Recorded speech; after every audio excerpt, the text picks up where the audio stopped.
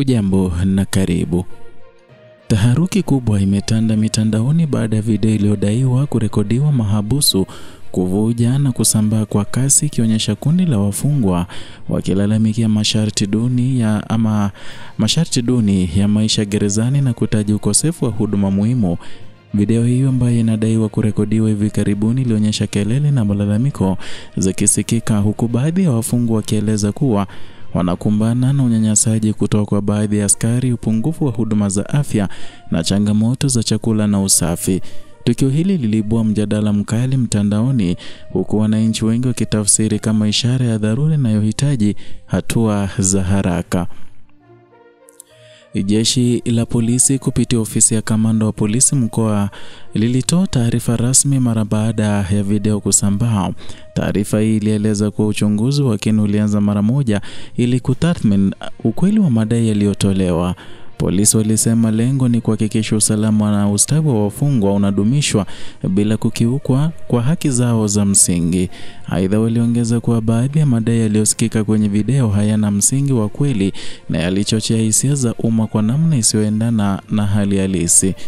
Vyanzo vya ndani ya gereza vilibainisha kuwa baadhi ya wafungwa walihamasishwa kurekodi na kusambaza video hiyo na watu wa nje wanaofuatilia changamoto za mfumo wa magereza.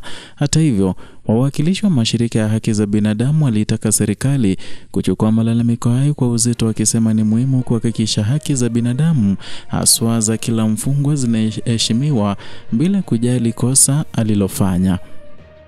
Mjadala huu umezidi kuwa mkubwa mtandaoni, huku wadau wa kijamii na wachambuzi wa haki wakiibua hoja kuhusu wazi wa mfumo wa uendeshaji magari na namna malalamiko ya ndani yanavyoshughulikiwa.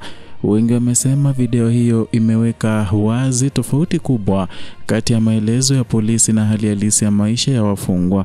Wameitaka serikali kuongeza ukaguzi wa mara kwa mara, kutoa mafunzo kwa askari na magereza, haswa askari wa magereza, juu ya haki za binadamu na kuhakikisha huduma za afya, chakula na heshima kwa wafungwa zinatolewa ipasavyo. Wachambuzi wanasema sakata hili linaweza kuwa kipimo cha uwajibikaji wa taasisi za usalama na uwezo wa serikali katika kulinda haki za raia walioko mikononi mwa vyombo vya dola. Tukio hilo limeongeza shinikizo la umma kwa mamlaka kuhakikisha kwamba changamoto zilizotajwa hazipuuzwi bali zinatafutiwa suluhu ya kudumu. Jeshi la polisi limesisitiza kuwa litatoa taarifa ya matokeo ya uchaguzi kwa umma mara tu hatua zote zitakapokamilika.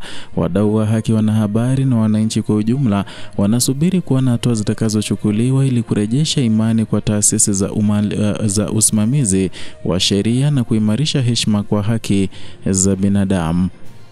Tukio hili limezua mjadala mpana kuhusu wajibikaji wa polisi, haki za wafungwa na uadilifu wa mfumo wa magereza.